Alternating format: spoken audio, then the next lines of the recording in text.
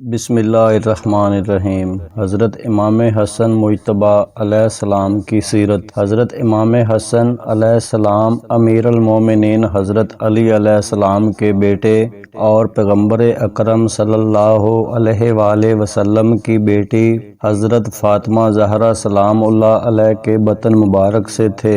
پیغمبر اکرم صلی اللہ علیہ وآلہ وسلم نے بارہا فرمایا تھا کہ حسن و حسین میرے بیٹے ہیں۔ اسی وجہ سے حضرت علی علیہ السلام اپنے تمام بیٹوں سے فرمایا کرتے تھے تم میرے بیٹے ہو، اور حسن و حسین رسول خدا صلی اللہ علیہ وآلہ وسلم کے بیٹے ہیں۔ امام حسن مجتبیٰ علیہ السلام کی ولادت 3 ہجری کو مدینہ میں ہوئی۔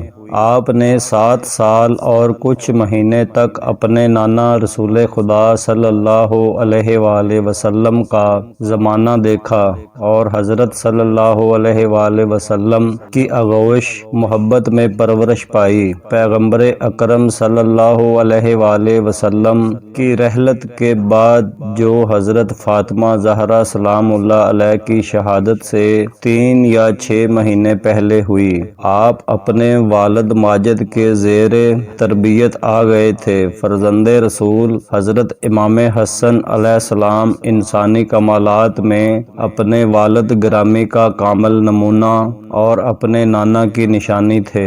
جب تک پیغمبر اکرم صلی اللہ علیہ وآلہ وسلم باحیات رہے، آپ اور آپ کے بھائی امام حسین علیہ السلام ہمیشہ حضرت صلی اللہ علیہ وآلہ وسلم کے پاس رہتے تھے۔ پیغمبر اکرم صلی اللہ علیہ وآلہ وسلم سے عام و خاص نے بہت زیادہ حدیث بیان کی ہیں کہ آپ نے امام حسن علیہ السلام اور امام حسین علیہ السلام کے بارے میں فرمایا، یہ دونوں میرے بیٹے امام ہیں، خواہ وہ اٹھیں یا بیٹھیں۔ حضرت رسول خدا فرماتے تھے، پروردگار میں اس سے محبت کرتا ہوں، تو بھی اس کو دوست رکھ۔ اس کے علاوہ آپ نے یہ بھی فرمایا تھا، حسن اور حسین جنت کے جوانوں کے سردار ہیں۔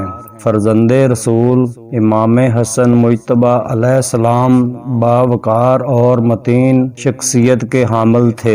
آپ غریبوں کا بہت خیال رکھتے تھے، راتوں کو ان کے درمیان کھانا تقسیم کیا کرتے تھے، ان کی ہر طرح سے مدد کیا کرتے تھے، اسی لیے تمام لوگ بھی آپ سے بے انتہا محبت کرتے تھے۔ آپ نے اپنی زندگی میں 2 بار اپنی تمام دولت و ثروت غریبوں اور فقیروں میں تقسیم کر دی تھی۔